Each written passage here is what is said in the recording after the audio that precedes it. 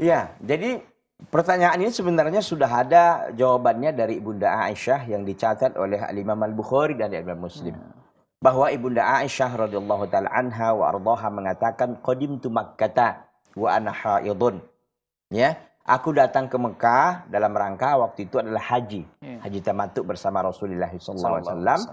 Wa ana haid. Qadarullah pada waktu itu Ibunda kita Aisyah radhiyallahu taala anha wa ardhaha itu dalam keadaan haid. Ya, lam atuf bil bait wala baina Safa wal Marwah. Aku tidak tawaf di sekeliling Ka'bah dan juga tidak sa'i di antara Safa dan Marwah. Fasyaqautu dzalika ila Rasulillah sallallahu alaihi wasallam. Aku pun ya mengeluhkan masalah itu kepada Rasulullah sallallahu alaihi wasallam. Lalu beliau sallallahu alaihi wasallam mengatakan inqidhi ra'saki wamtashiti ya wa ahilli bil haji wa da'il umrah. Kata Nabi sallallahu alaihi wasallam, bukalah ikatan rambutmu.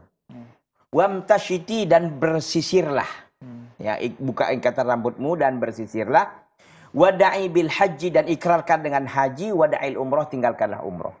Yang menjadi saksi bahasan kita dari hadis yang mulia ini adalah bahwa Rasulullah SAW menyuruh istri tercintanya, ibunda kita Aisyah radhiyallahu taala anha wardaha, untuk membuka ikatan rambutnya dan menyisirnya.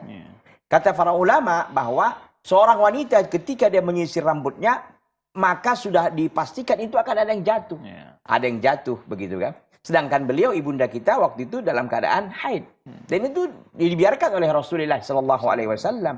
Maka, kata para ulama, rahimahumullahu ta'ala, rahmatan wasi'atan jami'an, bahwa ketika wanita sedang haid, tidak mengapa untuk bersisir, tidak mengapa untuk memotong kuku, dan tidak diharuskan nanti membawanya waktu mandi wajib atau mandi haid, mandi janabahnya itu dibawa untuk dimandikan, dibersihkan bersama. Tidak ada kewajiban seperti itu. Intinya bahwa ini perkara yang dibolehkan ketika wanita haid untuk bersisir atau memotong kuku, dan ketika nanti mandi keramas tidak perlu membawa sisa-sisa itu untuk mandi juga bersamanya. Wallahu ta'ala.